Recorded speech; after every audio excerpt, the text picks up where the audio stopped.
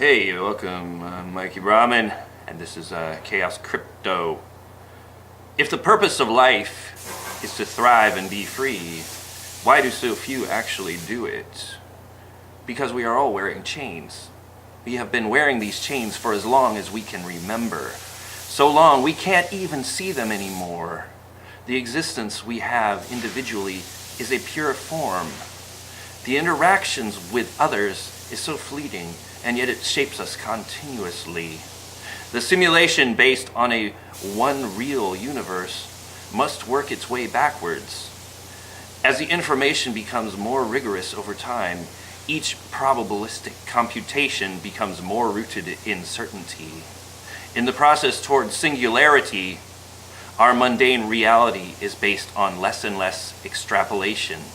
In this, it is possible to merge more backwardly divergent points of consciousness into the collective. Hence, the Mandela Effect becomes more pronounced. Supposedly 7 billion souls are existing simultaneously here on Earth, and yet the walls between our individual subconsciouses remain intact. How does the field of consciousness expand without breaking or condensation? Perhaps it is achieved by a diminishment of each individual being's awareness to make room in an ever-increasingly crowded containment field. In such an environment, individual creativity and unpredictable behavior creates a strain on the system's resources. The individual becomes the enemy of the brainless, pleasure-seeking programmed masses and the state. You see it every day. If you stopped for a moment to contemplate this, you would see how much your actions followed a tried and true programmed routine. As an experiment, try deviating from your normal patterns.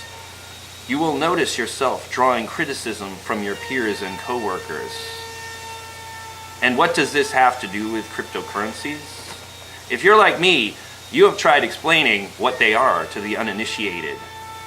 Some are interested, but it's difficult for them to grasp the concepts. The vast majority, however, are going to shrug it off as something outside their known mental constructs. For all intents and purposes, it's like an interdimensional space traveler from the future trying to explain their technology to Cro-Magnon man. The bubble has not popped yet. There is no immediate cause for alarm. People don't realize that their pensions, IRAs, and bank accounts will be used to prop up the depleted system, forced to buy government bonds as the currency rapidly declines in value.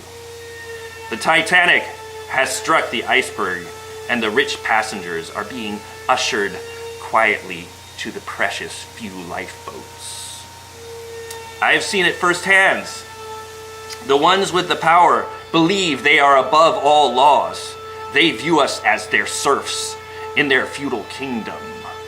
Disposable workers, useless eaters, muppets, whatever demeaning title they choose to put on us, the disdain they have for us is not even contained.